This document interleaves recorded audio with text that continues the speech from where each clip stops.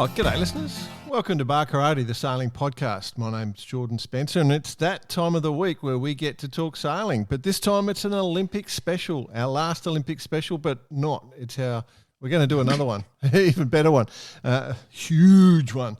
But anyway, let's bring in Mr. Brett Perry. Greetings, exalted one. BP. Right, you're throwing me. I don't know what to say now. What was I going to say? I was going to say, last week I said that the IOC actually accepted my offer to extend the Olympics for another 4 weeks. Yeah. It seems that's been turned around. That's not going to happen. It's all over. The sailing has finished today. So I officially have not a clue what I'm going to do for the next couple of weeks while I'm sitting here doing nothing. Well, Cows Week's on. Fastnet's coming up. Then They don't have 7. They don't have it. They don't have it on 7 Plus. Okay. Well, speed climbing, mate. It's my new sport. Speed climbing. Yeah. That's insane. Beach volleyball. That's insane. Let's bring in the other bloke. He had a voice that could make a wolverine purr. Mr. Nick Boyce. Konnichiwa. Konnichiwa, Jet. Speed climbing the corporate ladder as you are, my friend. As you are. Speed climbing the corporate ladder. Well, that's a good Jordan one. for PM. That's a good That's who one. he'll be next. Next, he'll be in the Boulder event. They're doing that. Yeah. Oh, mate. Hey, not just sailing itself, because obviously that's what we're about, but the Olympics in general. Bloody, I've got to say, I was dubious if it was going to go ahead. The fact it has, I'm glued to it. It is sensational, and I think we're lucky in the sense that we get to watch whatever we want whenever we want. Yeah. It's how it's been. The word is it's not that easy around the planet. And the time zone works for us. Yeah. True. Hey, I've got a little issue. Mm-hmm. You got an issue. I turned on You've only got a little one. the main TV today, and the women's skateboarding came on. Oh, Women's or kids. Excuse me, 12 years The old. kids skateboarding. 12 years old wins bronze. I'm sitting across from my daughter having dinner, saying that's my daughter going to the Olympics and winning bronze medal. I was actually sitting across from my daughter, and I texted her and said, "You should be out there on your skateboard. What are you doing in here eating dinner?" Get out there and train, woman. You're a woman now. Unbelievable. I like you said, Bicey, we're a sailing podcast, but sport lovers by heart, and the Olympics has definitely opened some eyes up. So those young girls, we're not going to say women because they're 12 years old. You're not. Mm-hmm. Let's admit that. Unbelievable. I didn't like skating at all. Hated it. I didn't like the other. Mate, I can't do a bloody tic-tac down the driveway. So to see a 12-year-old pull an ollie, hats off. Or a reverse front kick with a bloody flip or whatever they call them. But anyway, We're lucky. You're right, BP. We're absolutely lucky because we can, and I think this has probably made it so good for us. We can tune in to whatever sport we want here. We can just stream it, and it's the first time, and so we're getting to watch everything we want to watch, and it's grand. It's grand. It is. Like it's you right now watching the rock climbing. It's a shame the Japs are going. The Japs are going to miss out. The Japanese. I always say Japs and get in trouble. The Japanese are going to miss out on making the revenue and crowdfunding and all that sort of stuff. But it's been great. And let's be honest, the sailing has been intense. Oh, it's been brutal. It's been intense and it's been fantastic. Do you think though the fact we're that bit closer to it due to the footage that we see that extra element now? Yeah, 100%. Whereas normally you just see what the results are. But what you don't see is the 19 Finns round that bottom mark going for the finish, and 8 of them are within 4 boat lengths. But I think the actual footage has been unreal. Supreme. I mean, you only got to look back to the London games where we had you remember the Irish guy do the commentary of the laser event. It was just a camera in one spot. Yeah. And you couldn't really understand who was in the lead. There was no grid lines. There was no tracking. There was none of this going on. And the camera angles were really quite deceptive. And that's why the Irish guy decided to put through the commentary that he did. But with this particular coverage of it, you were actually watching it like it was properly produced. And hats off to the guys who did it, whoever they are. Well done. Well, as we spoke about before, imagine at the next Olympics and the ones after we go, remember how shitty that footage was in Japan? How far it's come. Look, got these new binoculars. I can really see what what he's actually thinking now. I can almost see him changing his mind. But just one thing before we really get stuck in. For those watching, I've got my Bar Karate hoodie on. Yes. For those that get this, gents, we ordered 50. We've sold 60% in 36 hours since it's been. No, less than 24 hours since I put that little thing on Facebook. Thanks, Mum. So, but what I was thinking, if we were thinking ahead, well, actually, if we were thinking ahead by the time we announced that we were going to do hoodies and by the time we did it, which was about 12 months ago, we should have actually done with the gold on there and written on the back, like all the school uniforms, all the Olympic people that we interviewed and done the Olympic special. Bar Karate Olympic special. Why don't we still do that? Well, I was thinking we should just get up some special gold ones for the guests that have been on that won gold. Unfortunately, that probably cost us a lot because we've had a pretty successful track record. We've covered them all. What was it? 17 Olympians we've interviewed who took part in this Olympics. And those that sort of haven't, we'll follow up on a few because there's a couple ones that we've been trying to get onto or waiting to get onto. I guess they've been more focused on the Olympics. But, for the ones that did. And I'll be honest, I don't know about you guys, but I had quite a few messages during the Olympics from some of the guys. They're listening in and having a grand old time. And, they're pretty – it's been pretty good. It's been pretty good. It's good fun. Good fun. Yeah, absolutely. It kind of gives you almost a sense of pride, actually. Like that we had spoken to Mara, for example, about her journey and what she's doing and what her expectations were and where she ended up and see what she did on the last day. It gives you a level of, national pride, but also some of those others as well. Yeah. So absolutely. It's been fantastic. And to all the nations that competed, I know everyone's proud of their sailors, so good on them. I think we need to talk about the iconic element is the Finn class, that medal race. There's a couple of things that jumped out to me. One, obviously, I reckon Giles Scott was feeling the pressure of the Poms having not lost since Ian Percy. What's that, six Olympics now. And I'm certain he was feeling that pressure, and then he starts the medal race by being over the line. Unbelievable. I was watching it, as it unfolded, and I was watching him, and I'm going, geez, he's well advanced. He's well advanced here. He's going to have to be really careful here. And he did take a little bit of a turn back, but he just didn't come back far enough. Now, obviously, they deemed it over, and he responded very quickly along with the Argentinian. But that still put him dead motherless. Pretty well for the whole race. Yeah. By the way, Argentinian wins name of the regatta, name of the fleet. Does he? Yeah, Facundo. Oh, yeah, Facundo, yeah. Yeah. So, battling their way around the course. Jake Lilly had a fantastic last race, who I'm sure we're going to mention in a second, how he got through the week with what happened to him. But it was an amazing race. And I actually feel for Jean Barretts.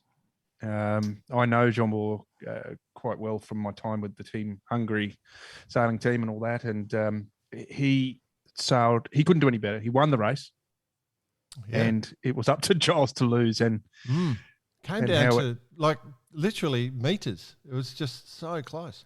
Well, something happened that very rarely happens, and Giles overtook 3 or so boats on that dinky little reachy leg across the bottom to get into 4th by half a boat length and win the gold by whatever it was, a point or whatever. But I mean, John Ball, a few points. Man. John Ball was watching innately as they were crossing the finish line, and you could see his face when it happened. He was really bitterly upset, but then it hit him that he was the first ever Hungarian to win a sailing medal. So, congratulations to him. And the last medal in the Finn, which is a very very sad day.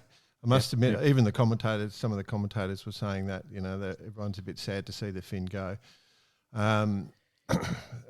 Maybe a shout out to Joan Cardona Mendes because he won the last medal in the Finn. Yeah. Yes, it as in the bronze. the second loser, isn't it? What they say.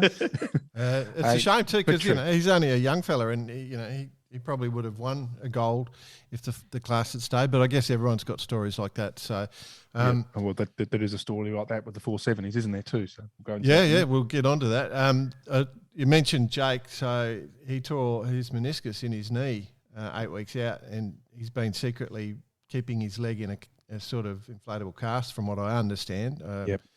The pain. I mean, and sailing with a bit of a dud knee the whole time, so that's good. Good thing about Jake is there's a long way between his knee and his brain, so often the pain reception doesn't get there. Yeah, it doesn't quite get there. I haven't thought about it. Speaking from experience, Jake, you got a bit of height. And by the time it gets in your head, it's got to do about 1,000 more revolutions to make it. I was going to say, the pain got to his neck all right, just when he couldn't find its way into his head. What about the conditions, boys? What did we think? Like, it was predominantly a light wind regatta. Look, I loved the idea that it was a mixed bag. It had the light, it had the heavy. Well, the heavy, it had the 20 knots. It had the tricky, shifty, but it had today and yesterday, which were generally, although lighter, but generally fairly stable. So I thought it had everything. It was a great regatta. Bit of tide there, catching people out too at times. That was interesting, wasn't it? Mm-hmm. There was quite a bit of set in it. Mm. Yeah. So yeah, I don't know actually what my feeling towards the venue was, but obviously it was chosen for its deliverables, and it at the end of the day it delivered, right? It was they lost Absolutely. one day. Yep. And it was like you say, a mixed bag, and I think there's no real massive surprises at the top of or on the podiums. So yeah, it kind of did the right things. Okay, so in those conditions, we got to see just how much influence pumping can make. I've got a hypothesis. I assume we're going to the 470s now. Oh, here we go. Yeah, and Finn, probably. And Finn. Mm-hmm. No, all the boats. All right, and the windsurfer. Let's talk I was going to leave 470s to last. I was just going to generally talk about. Pumping. With the pumping, I've got this wonder. I just was wondering when I was watching, as the skills of pumping go up, are they losing other skills at the same time? You know, like finesse. It's worse than a high five, I think. Should be outlawed from the game completely. I agree. Stop right there. I agree. It is. Well, I've got to say, I think I've sent you a message today. The Peter Lester, very famous man, doing a commentating. And I sent you a note today. I don't know if you saw it, but word of the day, quotation of the day, actually, I've expanded it to.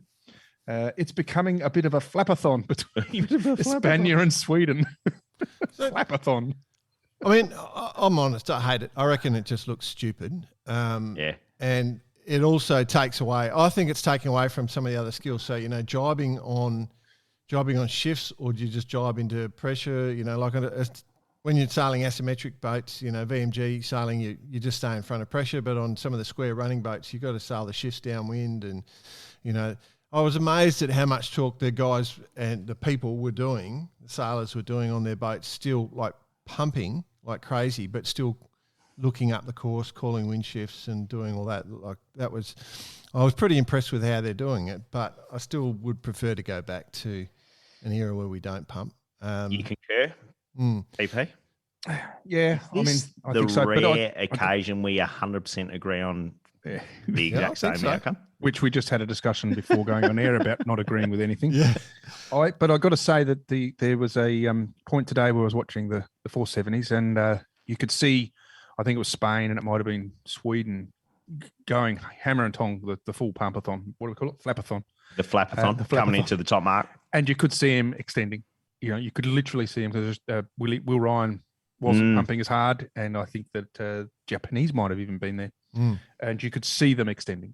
So it does work. Now, whether it takes away from the finesse, as we said, of it all, I think when you're trying to get into that position where you're dictating the position to other boats, then maybe that's where it pays, I suppose. So the question then becomes: Do you build sails? Do sail makers build their sails differently because of pumping? For a flapathon. Like if you know it's going to be the pumping flags out there, do you have a different set of sails based around that? Different patterns, maybe. Stuffed if I know. Yeah, it's just I wonder if that discussion's happened. Like it's the same with the mast. So in the boats that you can build different things, particularly in the 470, it would definitely, because that's a boat you can put a different mast on and different sails, and they pump up wind like nobody's business. I wonder, is that possible? Is that part of the consideration? You'd like to think no stone has been unturned, but maybe this stone has remained under the surface. Who knows? I'll be interested. The surface. Interested. Well, okay, something I was really interested in. Let's talk 49ers. The unbeatable New Zealand team was beaten in a very tough event. Right down to the wire. Super entertaining. So the Great British team, Dylan Fletcher and Stuart Bithell, taking the gold. Very, very chuffed to do that, and a very, I think Pete and Blair showed great class. I think there would have been an immense amount of pressure on them. They're probably the two of the biggest sporting names in New Zealand these days. You know, they're a bit like their value is extremely high, without a doubt, and the expectation. Well, it's a bit of a what do they say? A cliche. The expectations of a nation were on them. Yep. Not to mention their program in the since Rio has been intense. Yeah, they've done a few things. Not as in a dwarf on a campsite, a little intense. It has been totally intense. But they have gone from the last Olympics pretty much straight into the Volvo world, rolling, Cup. Is that right? Yeah, Cup. Volvo, back into a Cup, then the Olympics. Not to mention the Cup was only a few months ago. Not bad. And remembering back in 2012, was it, when Xabi and Iker from the Spanish team were basically trying to do both? They had the best program going to win the Volvo Ocean Race. They diverted a lot of attention to the 49er campaign for the Olympics, and it was almost you could see the whole thing crumbling. Both sides. So one, hats off to manage both, and they've obviously been managed very well. And let's not take anything away from these blokes. They've won the America's Cup. They equal first, not forgetting, in the 49ers. Yep, tie for and walked away with the silver. Yep. Yeah. And you've got to say that Germany, the party peepers. They stuck themselves between Peter and Dylan. Yeah. And might I add, lost first place by half a bow spread. So it was super close. And well, I mean, yeah. Again, just to be clear though, taking nothing away from the Poms.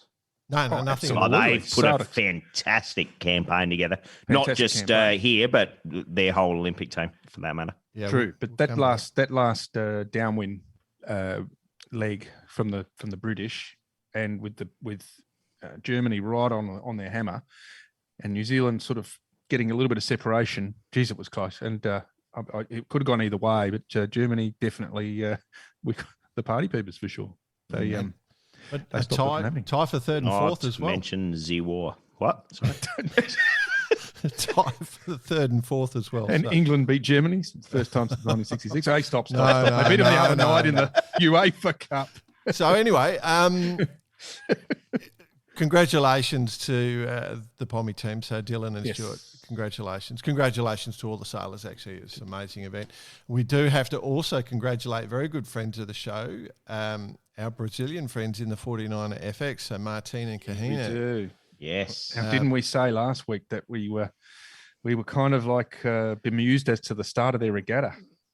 They pulled out a 15th in the first race, and then it just looked unsettled and nervous and all sorts of stuff. But geez, they came good. Martin matching Dad, 2 gold. Well, I think you said last week as well. Is it Dad that's speaking to her or speaking to the son? Maybe it's the dad. Maybe it's the mum speaking to her. No, it's back to Dad. You've got to match him. Back to Dad doing the dishes. I'm afraid. So that was a great event, and it was very classy, very, very intense. Like the intense racing right across the fleet there, and particularly for the medals there, the pressure on. But the Germans into second and Netherlands into third. The Spanish just dropping out. So our good friends Tamara, I've talked to Tamara about coming on the show. I think she's a bit scared on the language stuff. She's pretty good with the English, but she's just a bit scared. All the Spanish, she's scared of understanding the Bazza Aussies. The French and the Spanish seem to be a bit nervous. We chat to them a lot, and they sort of say then no. So, but no problems at all. But I think that was pretty good. I reckon that we were pretty happy with that. Great, outright. Great regatta. Yeah, I mean, I would have been happy with any of the teams that won. To tell the honest truth, do we want to talk about the lasers or the RSXs? We've already done that, so I think we can leave those alone. Fair enough. Well, yep, that's fair. Yeah, we talked about lasers last. Obviously, he'd won it when we spoke to Tom last week. Nothing really more to add. He won it. Nothing more to add. I do want to raise a point as we're going through this list, though. The best team at the Olympics. Clearly the Poms. Yeah. Outstanding effort. Outstanding. The second best team. It depends how you measure performances, but I would suggest the Aussies would, if you base it on gold first, Aussies in second, but the Poms were just outstanding. 3 gold, 1 silver and 1 bronze. That's a phenomenal result. I think the most impressive team for me was the Spanish. Yep. Okay. Tell us about that. I just think that their next Olympics is going to be something to watch. Of the boats, of the classes that are still in, they were all very competitive. Yep. We don't know what's going to happen, obviously, with the 470s and how they're going to split those crews up. Obviously, it'll be probably Spanish guy from today. Yeah. Save that. I want to come back to that. Okay, we won't go into it then now. We'll come back to it when you roll us into it, because that's how we roll here. Didn't you read the run sheet? Oh, hang on a second. I'll just get it up. Oh, yeah, righto. Yeah. No, I just want to. No, you're right. The Spanish have had a phenomenal result overall as well. I mean, you'd look at the Spanish NACRA team, and they were always there doing a great job as well. So that's my 2 bobs. Yeah. But I do think the English. I think in London they were the standout team. I'm trying to test my memory now, but they've been the standout team for a while now. Off the top of your head, eh? Off the top of your head. Off the top of my head, I wonder since the Poms brought in that lotto funding. You know how they fund all their athletes out of the lotto money. Yeah.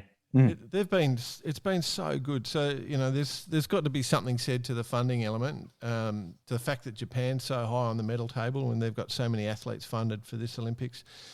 It definitely makes a difference. The opportunities. I wonder how much COVID impacted some of these results and threw variations into the results. Because I've got a comment on that. If you don't mind. I reckon it comes in onto the next to the NACRA 17s. But damn. Oh, that's on the run sheet. Yeah, righto. No, you haven't got a run sheet. Oh, haven't I? No, let's go on. Oh, that was that one I said through. NACRA. Yeah, NACRAs. Now, I do have a... Oh, there it is. Yep. Just hold it up again, mate. Point 4. NACRAs. NACRAs, I do think that there was that shone a little bit yesterday in the medal race for Jason and Lisa. Yeah. I thought that they had... they sailed a consistent regatta, but I think yesterday they lacked probably that the time on the water against those guys, because the the Danish and the Italians were super quick in every single race. Yep, that's just it. The Germans were a little bit hot and cold, but that just I just thought that they sailed very well. But I figure that was a player. So the Danish and the Italians were super hot in every race. So the Italians winning and the Danes coming fourth. What about the Brits and the Germans? Yeah, them. That's what I mean. I mean, yeah.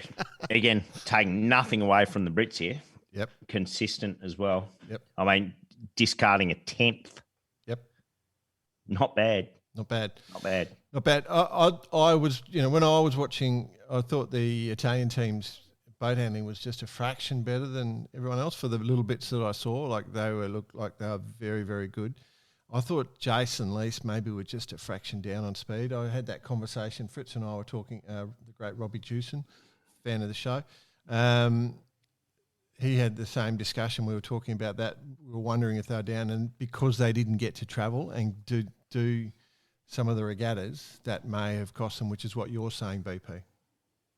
I just think that in that fleet and with those boats, I think that there's so many little intricacies that we will probably never know about, that maybe got picked up on by sailing against other world-class people, and I think it definitely hindered in some way, shape or form. Whether I'm right or wrong, I don't know.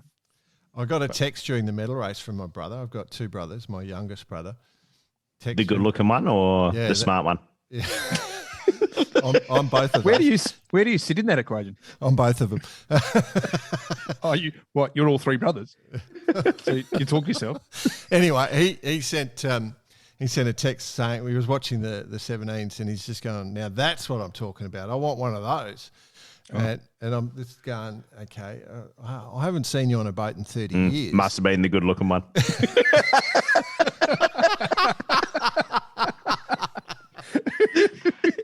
Because then the smart one rang and said, what the hell's going on with these ones? That's plenty of better ones, boss. Well done. Very funny, yeah. Yeah, no, I just said, good luck with that. But anyway, so he's gone back. I said to him, just Google NACRA 17 crashes and see what you come up with, and then come back to me. Anyway, it was a good regatta, and I was particularly impressed with the Italians. Yes, and no all question. The teams, obviously, but the Italians looked a class. They looked unbeatable from day one, almost. I thought, but yeah. All right, show 470s. 470 women. Let's go into the 470 women. Right, Hannah Mills. What's this race? Hannah Mills, of course. Hannah Mills has, I think, just become the high or best performing female sailor an Olympic sailor of all time. That's amazing. It is. Yep. It is. So the Poms have produced Ainsley, who would probably, I think, holds that title for the men, and now Hannah Mills. Not to discount Elodie and her performance on the boat. But Hannah has now 2 gold and a silver, which is quite incredible. She's certainly getting one of those Royal Post boxes painted gold in the front of her house. Yes. Yeah. Yes. If not, she has already. Yes.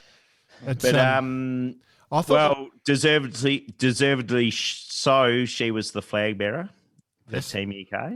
Mm-hmm. And she's finished it off with the gold. So, superb. Bravo indeed. And, I mean, at the start of the regatta, for a fair part of the regatta, it looked like it was the Poles. Correct. We're going to do all things to everything. But they, in the end, won silver with a countback with the French team. But it was really, really good to watch the performance of Mills and McIntyre with that win, which will then open up the discussion we'll have shortly, which BP is desperate to talk about. But let's actually mention the 470 men before we bring that in. I thought the way you said Mills and McIntyre, you were going to slide into who came second to do their last name. No, I thought you were going to start talking about the next novel you're writing. It's kind of like Mills and Boone, the memoirs of Jordan. Have After doing this podcast with you two idiots, it'd be lovely to do something by myself. And just remember how good it was. So it is an iconic, particularly for all us Australians. It is. We know these guys pretty well, and they're very easy blokes to like, is probably one of the things. But a massive congratulations to Belcher and Ryan. Winning without really having to sail effectively, their gold. And Matt, now Belcher, would be the best performed Australian sailing Olympian of all time with 2 gold and 1 silver, knocking out Pagey, who's just got 2 gold. Yep. Well, there's one person that does overtake him, though. Who's that? I think you've forgotten to mention, and that is Victor, the medal maker, Kavalenko. This was a comment of discussion that I had today with one Mark Roberts. 7 gold, 1 silver, 3 bronze. Here we go. Pretty impressive. It is. Yeah. 7 gold. Okay, especially when you look at some of those chumps he's brought through to gold medals. Matt Belcher, actually, Will Ryan. He's a smart fucker. He's smart, isn't he? Oh, look, he is an absolute legend. And for those who don't know, Victor Kovalenko is the coach of obviously the 470s. He exploded onto the scene, but what he does with those guys and girls, for that matter, is amazing. Just before we continue on, congratulations. Fantastic regatta again through everyone, but particularly I thought the Swedish team sailed brilliantly. So did the Spanish team. They were fantastic. It was really good watching what we got to see. We didn't get to see every race, but it was fantastic watching, and they battled. And it was quite there was a scene from the medal race today where it had Matt and Will in first. They were lined all on port tack heading out to sea. Matt was in second. The Swedes were in first. The Swedes were in second. The Spanish were in third, and the New Zealanders were in fourth. And I think the Poms were in fifth. But certainly all four, the front four, were in the line. It looked like a victory march. It really did. It was cool. So I thought it was great. One thing not to forget is Enoshima was also the location of Australia's first gold medal in sailing in Olympic history. Very true. From 1964. Who we've had in the 5.5 metre Barrenjoey. I was just going to say we've had on the show as well. Did we include him in that? So Sarge. Bill Northam. Exactly. Yeah. With Sarge. Yep. So what did Rolly Tasker get then? He was in the 56 Olympics, wasn't he? So Rolly must have... I thought he... Yeah, but no, you're right. You're right. I'm just trying to remember back. Anyway. Trying to remember back that far. Yeah. Yeah, just off the top of my head. 1956. Where was I that day? Actually, it's clearer than day. I remember waking up and hearing it on the wireless. You idiots. You idiots. Tuning it in static. The obvious question, so we know we're losing the fin, but we also know the 470 is going to a mixed class. This is what you want to get to, BP, and I think this is a really interesting discussion. Well, it's the end of an era in so many ways. But how the combination's going to work, this is the one that I really don't understand. And we might actually have this conversation with our special guest on Sunday. No, I think we will. Yeah, I reckon it'll be a good one. But what do you guys think? Should we throw some ideas out? Well, looking at this fleet, sorry, Bicey. I think just looking at this fleet. I mean, let's just take Australia out of it for the moment. Looking at this fleet, so Anton Dahlberg, Jordi Chiamar, how do you explain that? They're very young. They've got a lot of sailing in them still in this particular class if they're going to stay in. So you'd think that they would take on the helming rights with the experience they've got. You know, depending on weight ratios and what they're thinking about there, they'll definitely be on the boat if they're going to stay in 470s. How do you select? How do you go down that path? I don't know. I guess. Okay. Well, we know Will Ryan was probably struggling to keep. It's been tough for him to stay so lean. You know, for 2 Olympiads, and you know, because I think he's my height and he's running 70 kilos, right? Which is insane. And the first thing I'm going to say is, if you are going to be assembling a team, maybe I'm just wondering whether you grab Chris Grub from the the British 470 team and Hannah Mills from the women's team, that'd be an unbeatable combination, wouldn't it? Be pretty solid. Pretty solid. I guess, I don't know, like, would you go, I guess the question I'm asking, are you going to go a female skipper and a male crew? Or the other way? So what's the ultimate weight? You need be about 28 kilos as helmsman. and 27 kilos as crew, but 7'2" long. You're sailing pretty light. So I think you're sailing about 130 kind of kilos. low 60s as a helmsman. And low 70 odd 70s. for a... Yeah, so 130, 132, 135, I think from... So it kind of puts itself in that Female helm, male crew. But, I mean, the combinations can change. For sure. Well, it's ridiculously light. It was talked about today, and you could see it. It was being as tall as Will is, definitely provides element of riding moment. It is ridiculously light. I've done 60 kilo poos. I've actually been at his house when he did one, actually. 7'2" tall, 60 kilo. I just think that's too light. You know, Jesus, I really got to bite my tongue. I don't know. Hey, I've got a subject put it. The medal race. Mm-hmm. Do we like it? Double points, 2 laps. I don't like Is it the right thing? I don't like it. Because sailing is about consistency. Consistency. Yeah. That's what you coach. That's what you got to try and do. And then suddenly to try and actually make it come down to one race, where then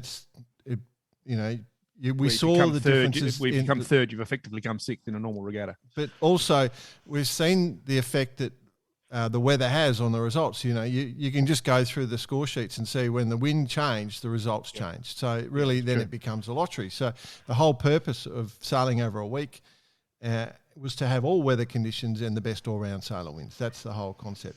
I don't like that kind of exists though already, right? So do it the other way. But not have at double 12 points. races and 2 discards. Yeah. What's fairer? Yeah. The notion is though that then when you weight your riskings for how much risk you take in the regatta, because you know you've got a medal race coming, you have to actually put more emphasis on the win earlier on in the week. So like what Matt Woon did and Belcher and Will, where they went into the medal race and basically had unsailables. Yeah. So that's how you have to sort of do it. But you have to sort of do that strategy around that. But at least it's in the Olympics. It does sort of discount away from what sailing is, but it's still great to watch. Yeah. But it does.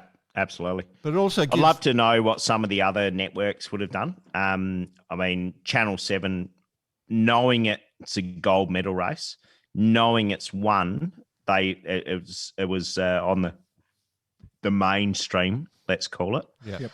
I wonder if it was the chance of winning a gold medal, whether it would be part of the mainstream.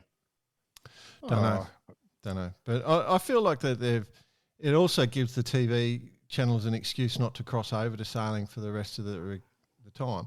That being said, you know, like my house is a ratings house where, as I've said in the past, so, you know, I can assure you we were streaming, and it measures streams. We were streaming that sailing, every second of sailing was being streamed. So I think you've already answered your own question, though, that the medal races where we'd won gold in the Australian streaming services got airtime. None of the other medal races got airtime on the actual Channel 7 one. It was all done through the sailing one. Yeah, because we were going to win gold. Hey, Jordan, did we mention Anna-Marie Rindom? Yeah, in the previous week, Anna-Marie Rindom. Yeah. Yeah, but she'd only just been. We hadn't mentioned that she'd won. No, it was before the medal race, right? Yeah, she had all that. That shit. Great point, then BP. That was insane. Jordan, you didn't get the run sheet. It's plain in black and white in front of you. I sent it to you this morning. Let's just focus in on the great job. That was intense. We have a very relieved young Danish. Yep. Karatian. I will say that Marie risked all the biscuits, a lot like Jason and Lisa did in the NACRA. Risked all the biscuits to get the win, to move up, and it didn't pan out. And they ended up, it wasn't a convincing win in the medal race because Anne-Marie was seventh, I think. Seventh, yeah. And Olsen came in for first. So, I mean, she did everything possible to get into that goal position. But I tell you what, I watched the ceremony and you could see the world just slowly lifting off her shoulders. And young Olsen, she was the opposite. So, but hey, another cracking event, the laser radials. And the other one, the other point to note there, gentlemen, is that, of course, when we were talking to Matty Wern, that his fiancée, Emma, the Belgian laser radial sailor, didn't have to unpack the dishwasher because she was world champion and he was only runner-up. And Matty and I had a conversation about how he never has to unpack a dishwasher again because he's the gold medalist and Emma got fourth. So contracts in the mail, Matt. Yeah. So Marit Baumeister, of course, getting in for third in a solid effort. So she, that she's performed as well as per usual. Cool. Good stuff. Great regatta. So happy to have been able to watch it. It's going to be hard not to be watching sailing. I'm devastated but I'm so glad that we were able to watch so much sailing and just dinghy sailing. I mean, that's where my heart lies. I love the dinghy stuff. That's where I reckon we see the best. But I think we touched on this last week as well. How cool it's been watching the America's Cup. How cool it's been watching all these Sail GP and all that sort of stuff. But seeing 40 lasers come around the top mark at the same time has been fun. And the opportunities all these sailors are getting these days, like it's just the sport. I hope it lasts. I hope Sail GP lasts. I hope it all just keeps growing and growing. I hope the COVID goes away so we can go back to the old ways and just have as much fun. But it's good to see. And if you're even slightly enthused by it, go down to your local yacht club. If you've never sailed in your life and you're listening to this show, go down to your local yacht club and ask to go for a sail. You want to be like Matt Wern. Just ask to go. They're set up to help people start sailing. And they have all sorts of people. And before you head down, go on to the Barkarati website, so barkarati.com, and order your Barkarati. Buy yourself a hoodie. Might even be some T-shirts on there in a week or two. Correct. And, have a beer and enjoy the scene because it is cool. I was going to say when the show started that I believe we're putting this on YouTube. Is that right? Correct. Yes. I was going to say that you had something new there, and I was looking at the microphone stand, and then I saw your jumper. So you got a nice new microphone stand as well. Yeah, no, I'm fully fledged podcaster now. Yeah, got the right thing. You're very Joe Rogan. Works pretty well. Yeah. What do those angly things do? No, it's basically this is shock cord. Oh yeah. So when I give it a real big boom, the mic doesn't shake. Oh, well, it can shake without any sort of reverb. I haven't got my pop screen yet. Oh, you're going to get that? That's in the mail.